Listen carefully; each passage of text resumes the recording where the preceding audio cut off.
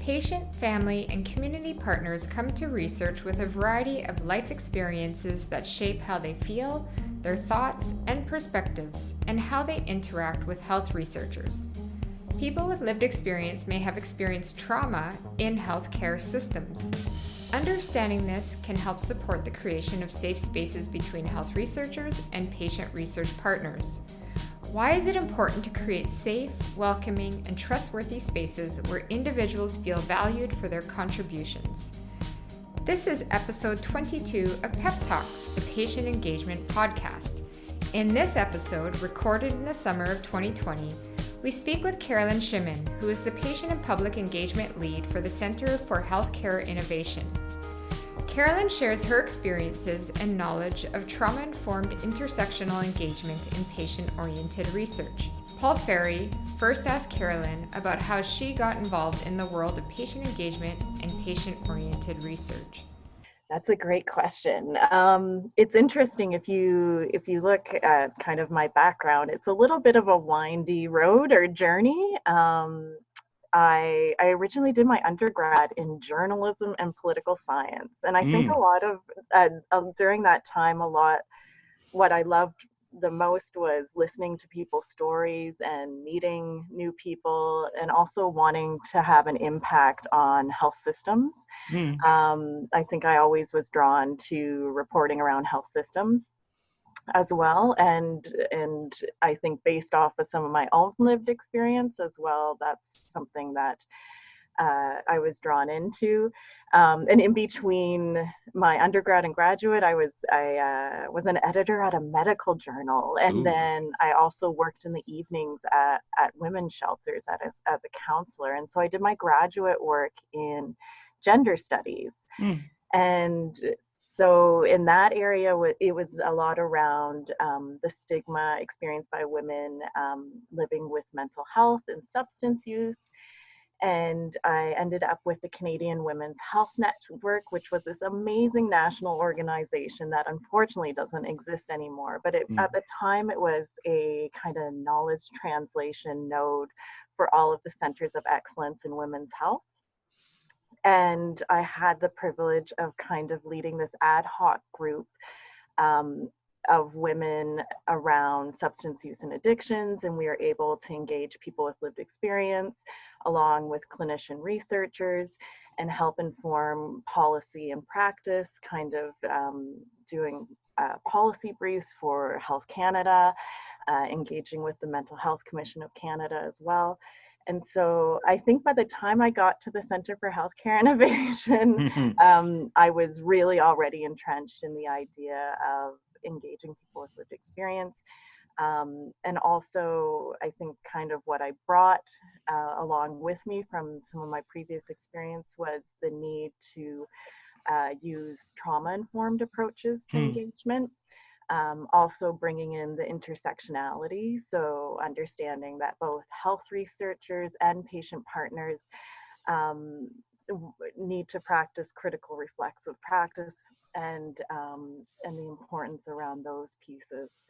And so, yeah, now I'm with the center. Yeah, no, it's interesting. A few of the people we've talked to have relatively similar stories actually around coming from sort of the social sciencey type background all the way to patient-oriented research. Do you think there's some sort of intersection between those two sorts of worlds? Yeah, I guess, well, it's interesting because in social sciences, a lot of things like feminist community participatory research action has been going on for quite some time, whereas with patient-oriented research on the kind of more basic science side, it was something seen as very different and quite a big cultural shift. And so I can see, the benefit of bringing on some of the social sciencey people who had some experiences with community participatory research action and those ideas to bring it, over to the more basic science side of things. So can you tell me a little bit about your role as Patient and Public Engagement Lead for the Center for Healthcare Innovation? Definitely. I have an amazing team. So big shout out to Ogai Sherzoy and Patricia Roach, two amazing people that I work with. And CHI, or the Center for Healthcare Innovation, uses kind of a three-pronged approach to patient and public engagement. We're really about facilitating and supporting the practice of patient engagement, helping build and strengthen the partnerships, and then also advancing the science of patient engagement as well. And so we have a lot of different programs and services that we offer. We have a lunchtime learning series once a month where we have different speakers. We have something called the PrEP Award, which was developed in 2017. I think we did this kind of survey of Manitoban health researchers and found out one of the biggest barriers they were having to engagement was that they didn't have the funding or resources to engage at the very, very early stages of research.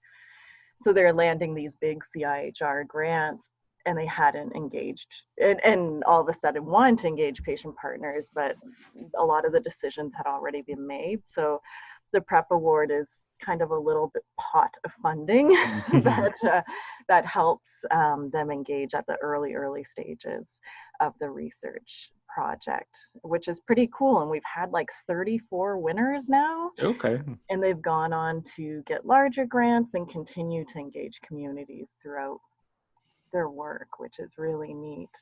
And then we also have this really super cool collaborative partnership.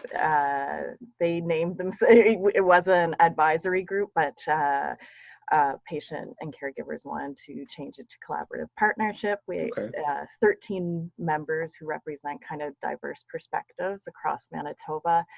And I get the privilege of engaging with them on a regular basis, and they help inform a lot of our resources and programs and services, and researchers also engage them around their engagement strategy too. Yes, so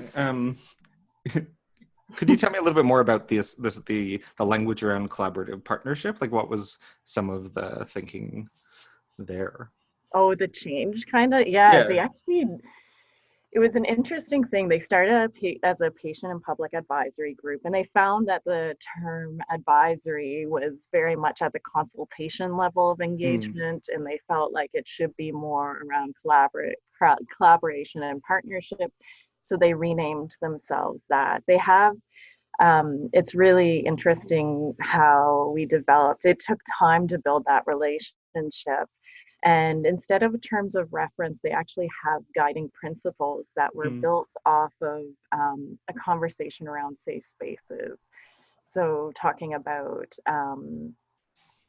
safe spaces as far as physical, emotional, psychological, and cultural safety, and talking about what it means to to everyone, what it looks like, and what it feels like. And so from that conversation, they built guiding principles that we continue to kind of go back and look at over time, and they keep growing and building as we build that partnership. Yeah, no, recently in Alberta, we sort of changed a bit of our advisory council here. Still called an advisory council, but one of the things we struggled with actually was, do we have a terms of reference? Is that sort of too official for the kind of work that a group does? So, I mean, it's a sort of an interesting conversation happening in lots of places. Yeah, definitely. So could you tell me a little bit about one or two projects you've been involved recently? So we've had a number of different projects. I'm trying to think. We were engaging people who had knee replacement surgery from arthritis, and they actually helped design a clinical trial. So looking at the protocols and everything like that. So that was super neat. And we did a combination of online and in-person engagement, which was an interesting experience. We've been engaging people with IBD around building an outpatient clinic, and so we've been doing some journey mapping process around that as well, which has been a neat experience using that participatory approach. And we also have a project that's been kind of ongoing for quite some time called the Valuing All Voices Project. And that's based off of a piece that we did. So we around integrating trauma-informed intersectional Mm-hmm. analysis in patient engagement. So we created kind of a framework based off of that, and then started engaging people throughout Manitoba, people who identify as Inuit, immigrant, refugee, people with lived experience of mental health around this framework. And it's pretty amazing. The feedback that we got around it, they really were able to add so much more to this Mm-hmm. framework, like actual practical pieces of what it looks like. So, what does self awareness look like? What does trust look like? What are the, yeah, so there's so much more richness to it now than before. And yeah, at some point in time, I think that framework will be published, and Oh yeah. hopefully it will like complement the SPORE framework. It's just kind of that additional piece that addresses kind of how to engage in a trauma informed way, and critically reflect Mm-hmm. on, yeah. Do you have maybe one or two highlights you could share from like the intersection between the thinking around trauma informed care and patient engagement? Yeah, ooh, that's a good question. I'm trying to think because it's been a Mm-hmm. little bit of time. Um, I think some interesting pieces uh, were around ideas around self-care, both Mm. on the researcher side and on the patient partner side. I think sometimes uh, researchers may not realize that when they're engaging people with lived experience, people's stories may be intertwined with experiences of trauma within the healthcare system, within their own lives, facing barriers perhaps in the healthcare system as well. And so researchers just understanding that what it means to bear witness to those stories and hold space for those stories, but also to build in some strategies around self care as well, whether it's, you know, after engagement, having a debriefing session, Mm. or building your day in such a way where you have some maybe quiet time before you go into engagement so you're not doing back to back engagement Yeah. pieces. And then self-care for our partners as well, because they're being Mm. asked to kind of share all this experiential knowledge as well. So what does that look like for them, and how can we support those pieces of the puzzle as well, because they're so important in building those relationships. Mm-hmm. So, what would you say excites you most about this world of patient-oriented research and patient engagement? I think it's been super exciting to see the evolution. I think when I first started out, God, maybe 5.5 years, like when I first Mm-hmm. started out with CHI, there was still a lot of hesitancy, especially with clinician researchers and kind of in the basic science part, kind of Mm. feeling that it wasn't appropriate.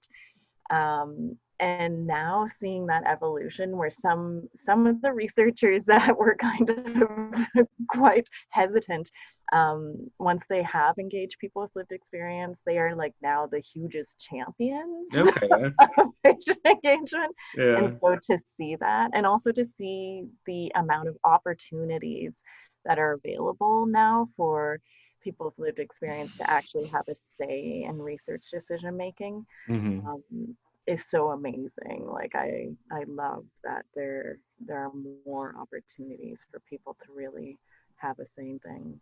Yeah. No, we've had some similar experiences when we work with research teams around patient engagement. Like they come to us, so obviously they're a little bit interested, but a few people like every year really run with it after just a couple of meetings. They're like, oh yeah, no, I didn't even think of this, and now I want to do this, that, and the other thing. You're like, oh wow, you're like 10, 20 steps ahead of everybody else now. Yeah.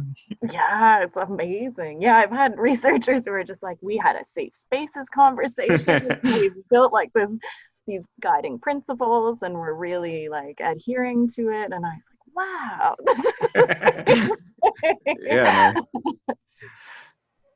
So one of the things I like to do with everybody on the podcast is ask them for advice. So, so if you could give advice to researchers who maybe were thinking of working with patient partners on their research projects for the first time, maybe, what advice would you give them?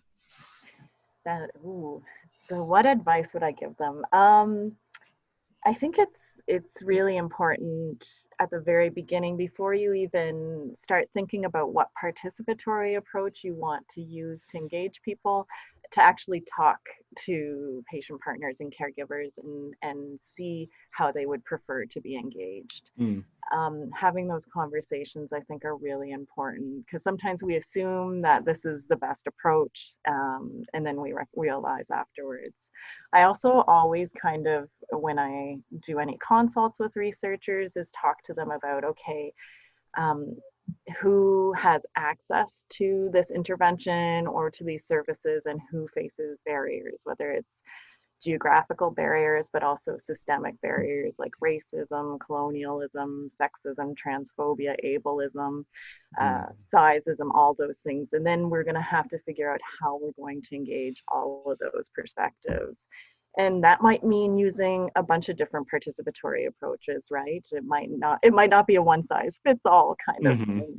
And so figuring out how to meet people where they're at, I think, is a really important part of engagement. What about sort of I don't know if it's the flip side, but another perspective here about anyone who's listening who might be thinking of getting involved in patient-oriented research as a patient advisor or patient partner or patient researcher, whatever we want to call it. What advice would you give them? I think some of the great things is understanding your own comfort level and how much time you can commit. I think people with lived experience come to patient engagement for a variety of reasons, whether it's to have a say in a health research project about something that they've experienced or their loved one has, or they want better outcomes for people going through this. And so I think talking with researchers, sitting down, having coffee with them, seeing whether you click with the researcher, it's kind of like matchmaking, eh? a little bit, yeah. See if kind of you're on the same page, and just being open and honest about, the level of commitment that you can give to the project and what your expectations are of the researcher and of the project as well, and just knowing what your rights are too, as far as a patient partner, that if you're feeling uncomfortable you can back away, and those types of things as well. But just having those conversations and getting to know the researcher and figuring out how comfortable you are with the project, I think, is important. Thanks so much for coming on the podcast. Thank you so much, Paul. Thanks so much for joining us for this episode of Pep Talks, the Patient Engagement Podcast, brought to you by the Alberta Strategy for Patient-Oriented Research Patient Engagement Team. Special thanks to Paul Ferry, Sadia Ahmed, and Sandra Zielinski, and our summer students Sarah, Sydney, and Stella for their co-production. Make sure to subscribe to this podcast wherever you found it, and we hope you'll join us again for more interesting discussions about patient engagement in health research and healthcare.